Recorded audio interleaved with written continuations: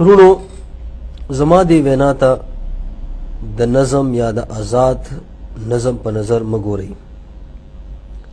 دا د پښتون قوم فریاد دی چې زه تاسو ته در وړاندې کول غواړم. پښتون قوم فریاد کوي چې وجود می مات شو، ژبه او کلتور می مات شو. وجود می مات شو، ژبه او کلتور می مات شو. ځمکه هم دستور می مات شو. وسایل می کړل اغیار و تقسیم، اغه ننګ ناموس می مات شو. وسایل می کړل اغیار و تقسیم، اغه ننګ ناموس می مات شو. د کومو پښتنو په سر چې به شمله ما تړله، لاړل هغه ټوټې ټوټې زرې زرې شول. څه د افغانستان او څه د پاکستان شول، څه د هندوستان او څه د انګلستان شول. لاړل ټول ټوټې ټوټې شول، ټول تالا والا شول.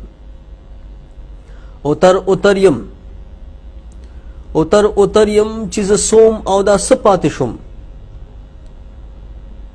د بنیاد پستر قومونو کې زه خپل دود دستور لرمه، خپل ژبه خپل څانګې هم کلتور لرمه. دا نړۍ مې مني خو خپل پښتون مې فکر نکړي. فکر نکړي چې دا ولې راته خلک پښتون وایي، افغان وایي. د نن پښتون په دې نه پوهیږي چې دا پښتون او دا افغان مانس لري. د ننګ او د ناموس په نړۍ کې پښتون مقام څه لري. په کم دور کې چې کمزور به غلام و، د زورور په سر به تاج و، زناور په شان ژوند و. په هغه دور کې هم پښتون یو جرګه، یو پښتو، یو قانون لرلو. د حیا غټه جامه بچی تش لنګ و. په دغه وخت کې هم پرتوک کمیس پښتون لرلو. د نړۍ د خلکو زوم مشر پټکې په سر به ما تړلو.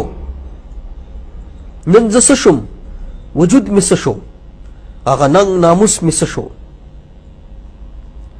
چا به چې نوم زما په ادب اغستو، د هر سومنات په ورانولو کې چې به لاس ماله غوښتو.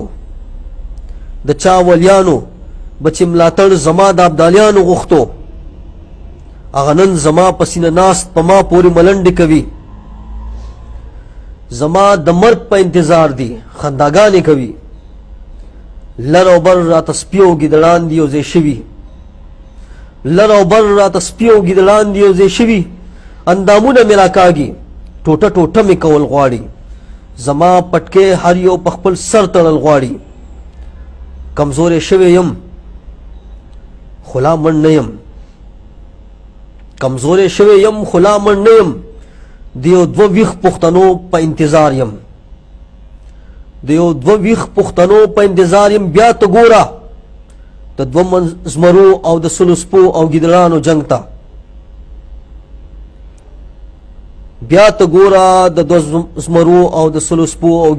جنګ ته.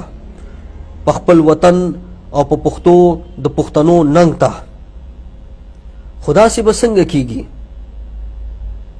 کله به کیږي؟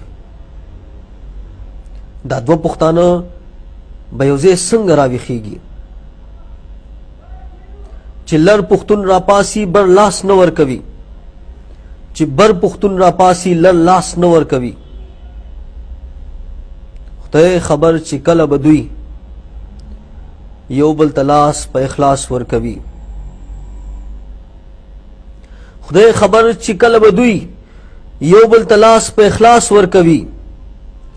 ټول پښتانه نن بے مشره بے رهبره په نړۍ پراته دي. خواره واره ټوټې ټوټې د ځان ځانۍ ژوند تېروي. خدای پښتون به څوک راویښوي، پښتون به څوک یو کوي. خدایا پختون بسوک راوی خوی پختون بسوک یو کوي زما جڑا بسوک جاڑی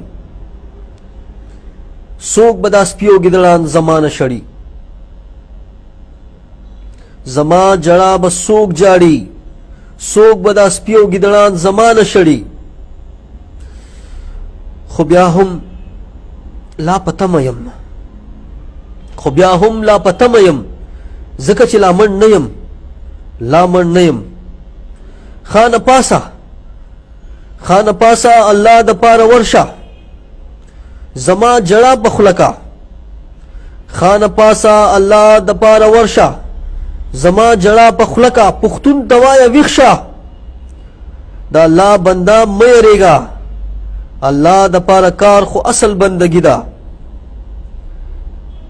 دا الله بندا مې ریګا الله د پاره کار خو اصل بندگی دا